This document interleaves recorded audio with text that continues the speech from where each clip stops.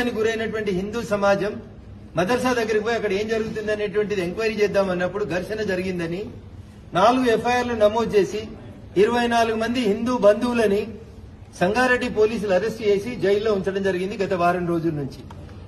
అసలు ఈ మదర్సాలో ఏం జరుగుతుంది, అంత చిన్న పిల్లల్లో ఇంత విద్వేషం ఎందుకు వచ్చింది హిందూ మతం మీద అనేది విచారణ జరిపేందుకు నేను పోతే అక్కడ ఘర్షణ అవుతుందని నాకు సన్నిహితంగా ఉండేటువంటి కొంతమంది మిత్రులతో ఆ మదర్సాలో ఏం జరుగుతుంది అనేది విచారణ చేసినప్పుడు ఆ మదర్సాలో మొత్తం 70 మంది విద్యార్థులు ఉన్నారని, ఆ 70 మందిలో 65 మంది విద్యార్థులు కిషన్ గంజ్ అనేటువంటి జిల్లా బీహార్ రాష్ట్రానికి సంబంధించిన వాళ్ళమని చెప్పడం జరిగింది. అప్పుడు మాకు అనుమానం వచ్చింది. కిషన్ గంజ్ బంగ్లాదేశ్ కి బార్డర్ గా ఉన్నటువంటి జిల్లా. బంగ్లాదేశ్ లోంచి చొరబాటుదారులంతా కిషన్ గంజ్ లోకే వస్తున్నారు. కిషన్ గంజ్ లోనే హిందువులను చంపేసి వాళ్ళ భూములను రిజిస్ట్రేషన్ చేసుకుంటున్నారు. కిషన్ గంజ్ డెమోగ్రఫీ డిస్టర్బ్ అవుతుంది.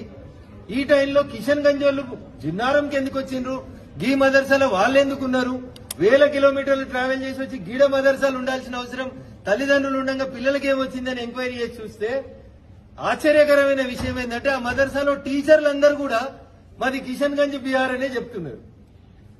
సో నేను పోలీసుని కాదు కాబట్టి నేను పోయి నీ ఐడెంటిటీ కార్డు ఏంది, నీ ఆధార్ ఏంది అని అడగలేను కాబట్టి రాష్ట్ర డీజీపీ గారిని వారం రోజుల క్రితం కలిసి నా దృష్టికి వచ్చిన ఈ విషయాలన్నీ వారికి చెప్పి అసలు మదర్సాల్లో ఏం జరుగుతుంది, ఎవరన్నా తెలంగాణలో ఉన్న గరీబ్ పిల్లలు చదువుకోవడానికి బడికి పోవడానికి అవకాశం లేకపోతే మదర్సాలో పెట్టి చదువు చెప్తున్నామో అని అనుకునేటోళ్ళం. అట్లా కాకుండా ఏ దేశం వల్ల తెలియకుండా బంగ్లాదేశ్ వల్ల, పాకిస్తాన్ వల్ల, నేపాల్ వల్ల తెలియకుండా పిల్లల నుంచి గీడ చదువుతూ ఇక్కడ ఉన్నటువంటి ప్రశాంతమైన వాతావరణాన్ని డిస్టర్బ్ చేస్తున్నారు సార్. దీని మీద రాష్ట్ర వ్యాప్తంగా ఒక విచారణ జరపండి అని వారం రోజుల క్రితం డీజీపీ గారిని కలిసి వినతి చేయడం జరిగింది. వారం రోజుల తర్వాత ఏం ప్రోగ్రెస్ కనపడలేదు కాబట్టి విద్యాశాఖ మంత్రి గారిని కలుద్దామనుకున్నాం, హోంమంత్రి గారిని కలుద్దామనుకున్నాం. కానీ ఈ 2 శాఖలు కూడా గౌరవ ముఖ్యమంత్రి గారి దగ్గరనే ఉన్నాయి కాబట్టి వారిని కలవడానికి అవకాశం ఉండదు కాబట్టి నేచురల్ గా మీ ద్వారా ఒక బహిరంగ లేఖను ముఖ్యమంత్రి గారికి రాసి రాష్ట్రంలో అసలు మదర్సాలు ఎన్ని ఉన్నాయి, ఆ మదర్సాలలో ఉన్న పిల్లలు ఏ రాష్ట్రం ఏ దేశం ఒక తర్వాత విచారణ జరిపించి వేరే దేశస్తులైతే ఈ మధ్యలో హోంమంత్రిత్వ శాఖ నుంచి ముఖ్యమంత్రులు అందరికీ కూడా స్ట్రిక్ట్ ఇన్స్ట్రక్షన్స్ వచ్చినాయి వాళ్ళని ఆయా దేశాలకు పంపమని. మేము అదే అడుగుతా ఉన్నాం.